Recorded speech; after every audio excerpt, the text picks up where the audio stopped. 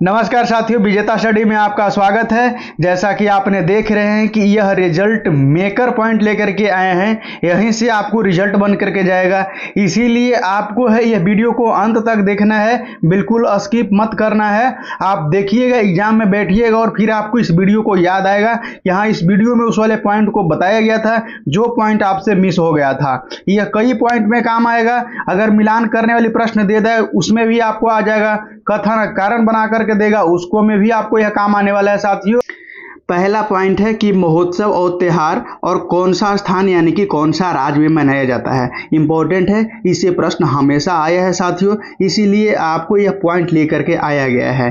देखिएगा, lavender festival है, यह आपको याद रखिएगा, यह आ सकता है। और फिर हैरात पर्व है, ये दोनों के दोनों आपको जम्मू कश्मीर में मनाया जाता है, इंपॉर्टेंट है। बेनालू उत्सव को आपको याद रखिए, कई बार पूछा भी गया है, बेनालू उत्सव को याद रखिएगा। उसके बाद में सरस्वती पुसरालू कुंभ है, यह आपको दोनों तेलंगाना में मनाया जाता है। जो खास करके आपको घेरा लगाएंगे उसको आपको जरूर याद कर लीजिएगा। यह आप कहीं नोट डाउन करना चाहते हैं तो नोट डाउन कर लीजिएगा। देखिए, बहुत शॉर्ट वीडियो रहेगा, बहुत शॉर्ट वीडियो रहेगा, लेकिन बहुत इंपॉर्टेंट है, बहुत इंपॉर्टेंट है। आपको देखिए, इससे प्रश्न फंसेगा ही तो फंसेगा, गारंटी के साथ में बता रहे हैं। देखिए, अंबुबाची का मेला भी आपको कई बार पूछा है और यह तो आपको छूटना नहीं चाहिए। अंबुबाची का मेला है, यह आपको असम में है, असम के गुवाहाटी में। यह कामाख्या माता से संबंधित है साथियों, इंपॉर्टेंट है, याद रखिएगा। उसके बाद में आपको थिरुइलिली उत्सव जो है, यह थिरुइलिली उत्सव को भी याद रखिएगा, मणिपुर में मनाया जाता है। और उसके बाद में चेइरोबा उत्सव जो है, ये भी आपको याद रखिएगा। और खोंगजोम, ध्यान रखिएगा, तो खोंगजोम उत्सव है, खोंगजोम को आपको याद रखिएगा। ऐसा ही नाम आपको ज्यादा पूछा जा रहा है तो यह आपको मणिपुर में है, इंपॉर्टेंट है ना साथियों। सभी लोग एक बार वीडियो को शेयर कर दीजिएगा, वीडियो को अपने दोस्तों के पास में शेयर करिएगा। देखिए, त्रिशूरपुरम उत्सव है, त्रिशूरपुरम उत्सव को आपको याद रखना है, इंपॉर्टेंट है। उसके बाद में आपको है अटुकल पोंगल, अटुकल पोंगल भी आपको पूछेगा, अटुकल पोंगल भी आपको पूछेगा, जो आपको केरल में मनाया जाता है ना। तो मुख्य रूप से ओणम को तो आप जानते हैं, ओणम किसी से छूट नहीं सकता। अगर ओणम देगा ही नहीं, अब ऑप्शन में ओणम देगा ही नहीं, अब देगा इस प्रकार के जो घेरा लगाए हैं उस प्रकार के प्रश्न देगा। पुष्कर कुंभ है, ये ध्यान रखिएगा, पुष्कर कुंभ है, यह आपको उत्तराखंड में मनाया जाता है। फिर उसके बाद में रमान उत्सव है, तो पुष्कर वाला आप ज्यादा याद रखें, पुष्कर पे ज्यादा फोकस करिएगा। जिस पे हम आपको ज्यादा फोकस करने के लिए बोल रहे हैं उस पे आप सच में ज्यादा फोकस करिएगा। देखिए, एग्जाम से निकलने के बाद में आपको समझ में आएगा कि कितना इंपॉर्टेंट है। देखिए, राष्ट्रीय जनजाति युवा महोत्सव या फिर आपको चापर कूट त्योहार है, तो चापर कूट त्योहार को आपको याद रखना है, यह आपको मिजोरम में है, इंपॉर्टेंट है साथियों।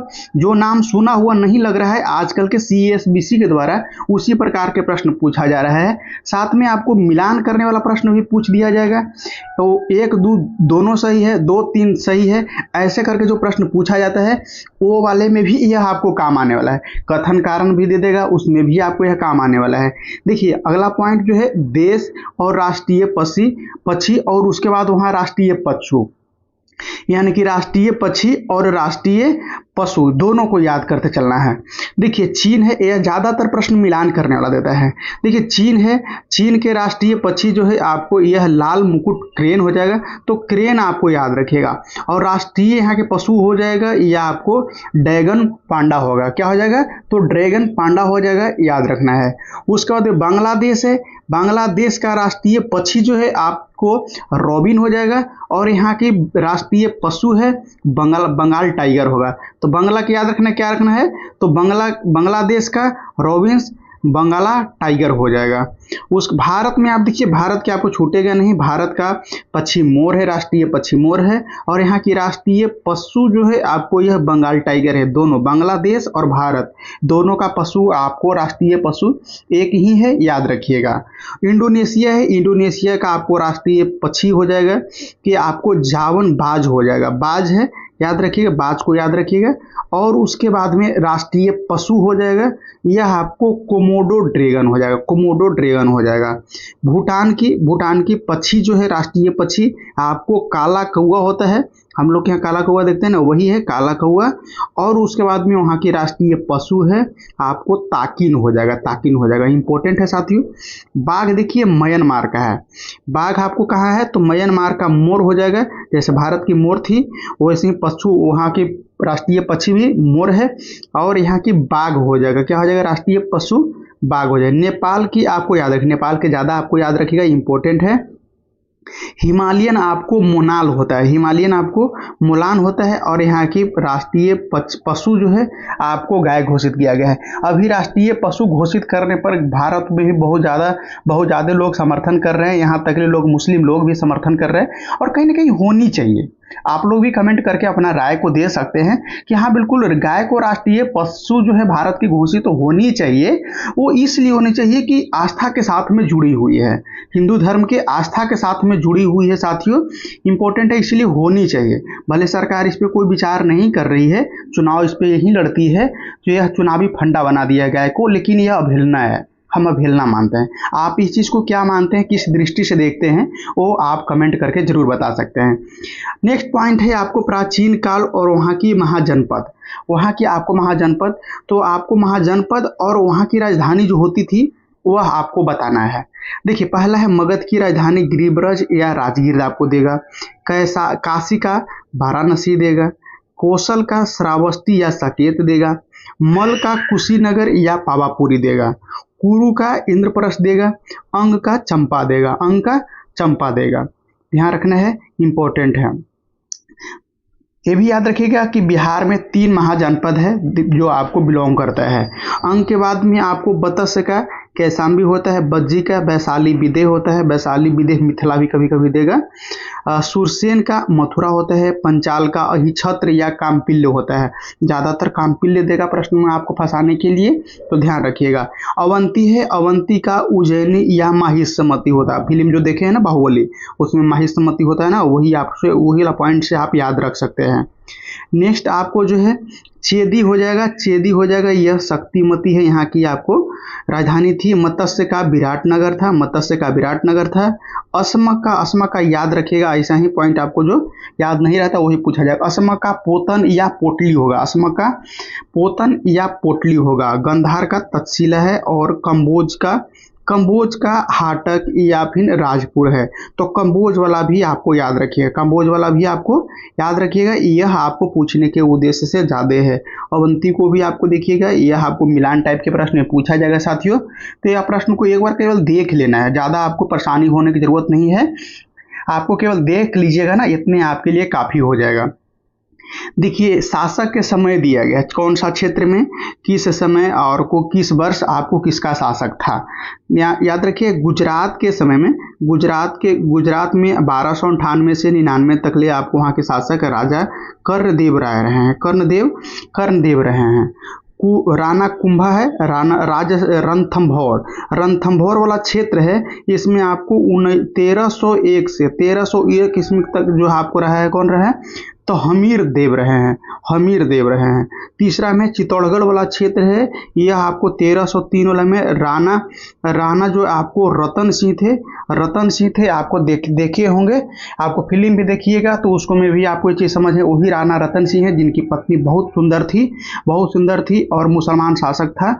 वह जो आपको क्या था, तो उसको हासिल करने के लिए युद्ध किया था। मालवा है, मालवा वाला क्षेत्र में आपको 1305 में आपको महलक देव वहाँ के शासक कर रहे थे, ध्यान रखना है। उसके बाद में आपको सिवाना है, इसमें आपको 1307 में आपको शीतल देवी यहाँ की शासक था। उसके बाद में जालौर है, जालौर वाला क्षेत्र 1311 ईस्वी में, यहाँ जो आपको है यह कान्हून देव यहाँ के शासक थे उस समय, इंपॉर्टेंट है, याद रखिएगा। उसके बाद में देखिए ये भी पॉइंट आपको बहुत इंपॉर्टेंट है, देखिए छोटा है लेकिन आपको इसको ध्यान रखिएगा, बहुत इंपॉर्टेंट है, करेंट अफेयर के मोटिव से एकदम बिल्कुल है। देखिए ये प्रश्न, इससे प्रश्न तो आपको एक आएगा ही। देखिए इसको में आपको दिया गया है कि दिवस 2025 में और तिथि और उसका थीम क्या रहा है। देखिए पर्यावरण दिवस है, यह 5 जून को मनाया जाता है, आपने जाना है, देखा है, सेट में भी आपको यह बताया है। इसका थीम जो है यह प्लास्टिक प्रदूषण को हटाना इसका थीम था 2025 में। 2025 में तंबाकू निषेध दिवस है, आपको 31 मई को मनाया जाता है। उसका थीम जो आपको रखा था उज्जवल उत्पाद काले इरादे, अपील को उजागर करना इसका थीम रखा गया था साथियों। इंपॉर्टेंट है 2025 वाला थीम। अंतर्राष्ट्रीय जैव विविधता दिवस आपको 22 मई को मनाया जाता है, 22 मई को मनाया जाता है। और 2025 का इसका थीम था प्रकृति के साथ सामंजस्य और सतत विकास का इसमें काम किया गया था। पृथ्वी दिवस याद रखिएगा, पृथ्वी दिवस आपको 22 अप्रैल को मनाया जाता है, ये तो आपको याद होगा। लेकिन 2025 में जो पृथ्वी दिवस है इसका थीम जो रखा गया था, हमारी शक्ति हमारी ग्रह, हमारी शक्ति हमारा ग्रह रखा गया था। विश्व स्वास्थ्य दिवस जो आपको 7 अप्रैल को मनाया जाता है, यह भी आपको याद होगा, सेट में आपको बताए हैं। इसमें क्या है, क्या थीम 2025 का कि स्वास्थ्य स्वस्थ शुरुआत, उसके बाद में क्या तो आशावानी भविष्य, यानी कि स्वस्थ शुरुआत करें और आशावान भविष्य बनाएं। अंतर्राष्ट्रीय वन दिवस है, अंतर्राष्ट्रीय वन दिवस 21 मार्च को मनाया जाता है। और 2025 का इसका थीम जो रहा है वन और भोजन, इसको पर 2 पर बात किया गया है। अंतर्राष्ट्रीय मातृभाषा दिवस, अंतर्राष्ट्रीय मातृभाषा दिवस आपको 21 फरवरी को मनाया जाता है। इसमें आपको जो है, इसमें आपको अंतर्राष्ट्रीय थीम जो 2025 का रहा है अंतर्राष्ट्रीय मातृभाषा दिवस का, आपको सिल्वर जुबली समारोह, सिल्वर जुबली समारोह इसका थीम रहा है साथियों। इंपॉर्टेंट है, इसे हम कहेंगे कि स्क्रीनशॉट करिए, स्क्रीनशॉट करके इसको आपको 2-3 बार आप रिपीट कर लीजिएगा। उसके बाद में आपको देखिएगा एग्जाम में इससे एक थीम प्रश्न आपको आएगा ही साथियों, गारंटी हम लेते हैं कि इससे एक प्रश्न आएगा। नेक्स्ट वाली पॉइंट है प्रमुख अध्ययन तथा उसका शाखा। देखिए कौन सा शाखा का अध्ययन आपको किस चीज का करता है, आपको ध्यान रखना है। मृदा का अध्ययन है, मृदा का अध्ययन आपको पेडोलॉजी कहलाता है। यह आपको मिलान करने वाले प्रश्न में आपको दे दिया जाएगा साथियों, या फिर ऑप्शनल बना करके आपको भी दे दिया जाएगा। फलों का अध्ययन आपको पोमोलॉजी कहता है, फलों का अध्ययन पोमोलॉजी, मृदा का अध्ययन पेडोलॉजी। औषधीय पौधा है, इसका आपको अध्ययन को फार्मोको, ध्यान रखिएगा तो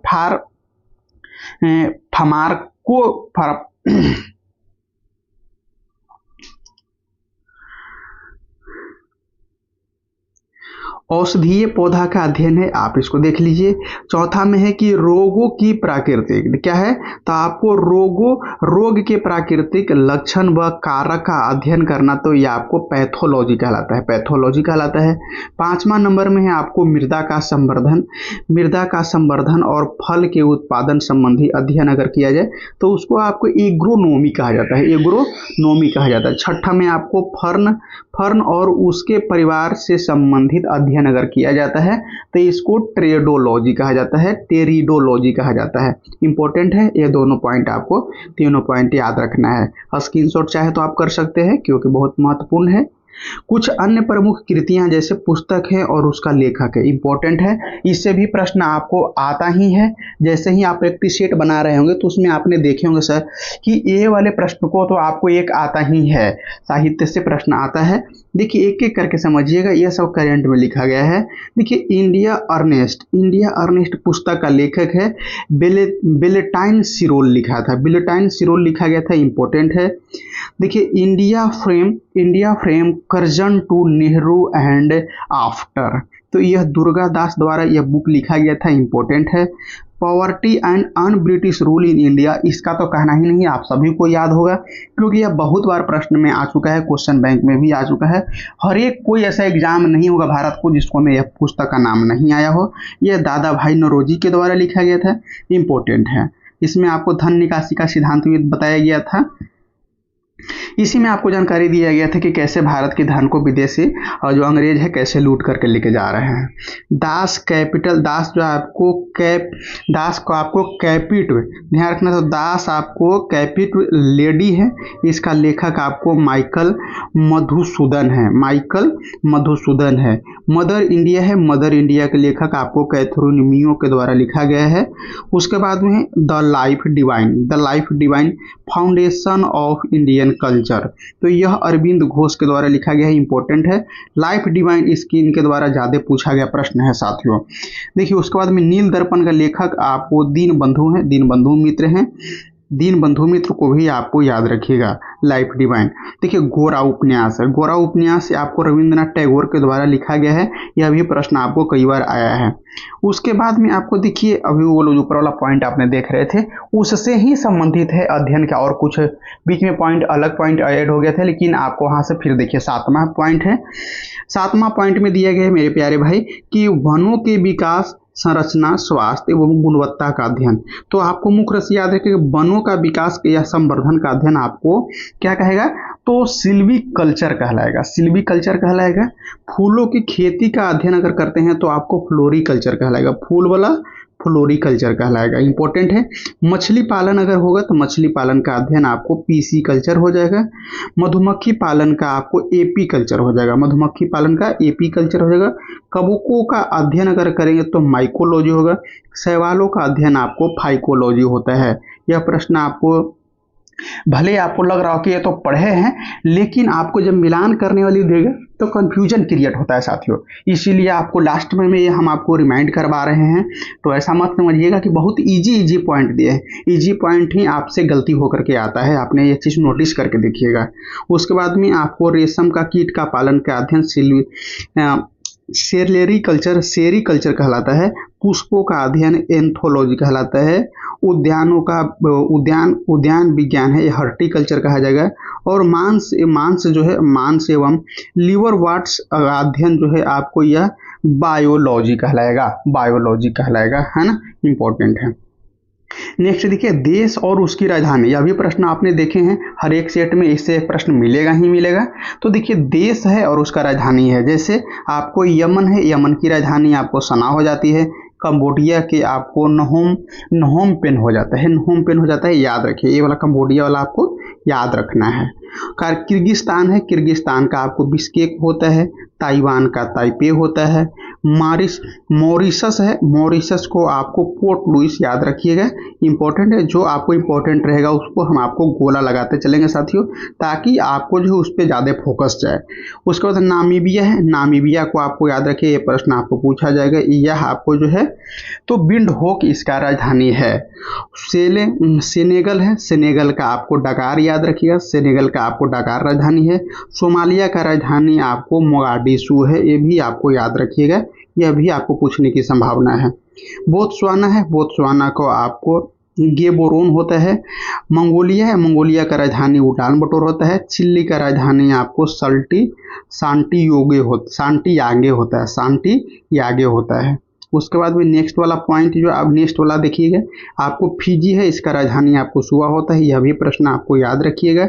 दक्षिणी सूडान का भी आपको यह जुबा होता है, जुबा और सुवा में हमेशा कंफ्यूजन रहता है, इसीलिए आपको एक साथ करके दिया गया है। उसके बाद में आपको देखिएगा बारबाडोस है, बारबाडोस का आपको ब्रिज टाउन होता है, इसको आपको याद करिए, बारबाडोस का याद रखिए। क्यूबा है, क्यूबा के आपको हवाना होता है, यह आपको याद होगा, इंपॉर्टेंट है ना साथियों। सभी लोग एकदम शेयर कर दीजिएगा, आप लोग पूरा विश्वास है कि आप लोग के लिए इतना कर रहे हैं तो आप लोग जरूर हमारे लिए शेयर कर सकते हैं, क्योंकि चैनल का अपना परिवार बड़ा होगा, जितने हमें रिस्पांस मिलेगी उतने हम इस पे डेडिकेशन के साथ में अच्छा कंटेंट आप लोग के पास में लेकर के आएंगे, जो आपको एग्जाम में आने ही वाला रहेगा। जैसे 2020 में प्राप्त जीआई टैग है, उसका लिस्ट लेकर के आए हैं। देखिए इंपॉर्टेंट इसलिए है कि जीआई टैग से तो ये प्रश्न आपको रहेगा ही, सेट में भी देखे हैं और आगे चल के क्वेश्चन बैंक में भी आपने देखे होंगे, तो जीआई टैग से एक प्रश्न आपको रहेगा। याद रखिए कौन सा राज्य का उत्पाद का क्या किसका जीआई टैग मिला है। जैसे आपको देखिए सिक्किम का, सिक्किम में जो आपको है कि तुंगबुक और पुमटोंग, तुंगबुक और उसके बाद में पोमटोंग पुलित जो है आपको पुलित है, तो ये आपको इसको आपको जीआई टैग मिला है 2025 में। गोवा के एक है, गोवा के ओजोन फेनी है, यानी कि ये मादक पेय पदार्थ है, इसको भी आपको जीआई टैग मिला है।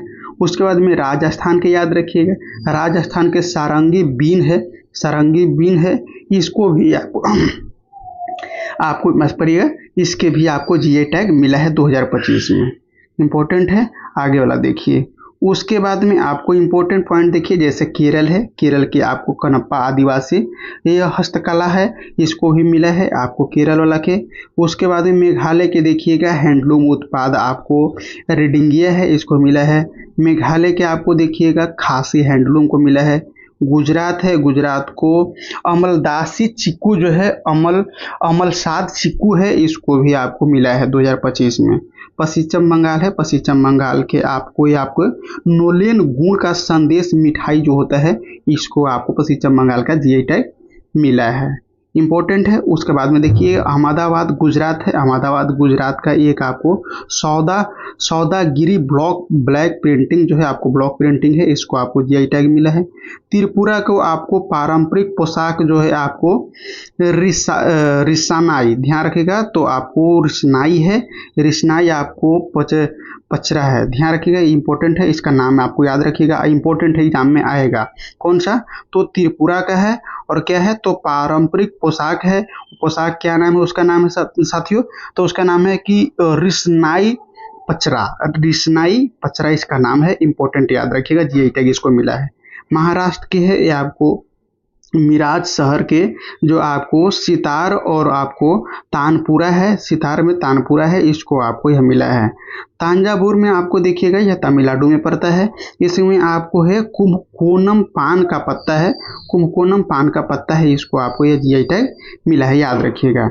उसके बाद में आपको कन्याकुमारी है, कन्याकुमारी में आपको देखिए इसको मिला है कि आपको थोबलाई फूल का माला है, थोबलाई फूल का माला है, इसको आपको जीआई टैग मिला है।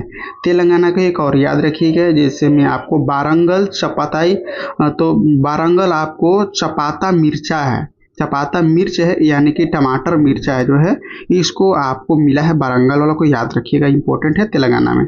जम्मू कश्मीर है, जम्मू कश्मीर का आपको बीलो बैट है, बीलो बैट का आपको जीआई टैग मिला है साथियों। उसके बाद में आपको है बनारस उत्तर प्रदेश, बनारस उत्तर प्रदेश का आपको एक आध और जीआई टैग याद होगा तो आप बता सकते हैं। तो बनारस उत्तर प्रदेश का 2025 में मिला गया जीआई टैग है, तो बनारसी शहनाई है, इसको आपको मिला है, इंपॉर्टेंट है, कई बार यह प्रश्न में आ भी चुका है।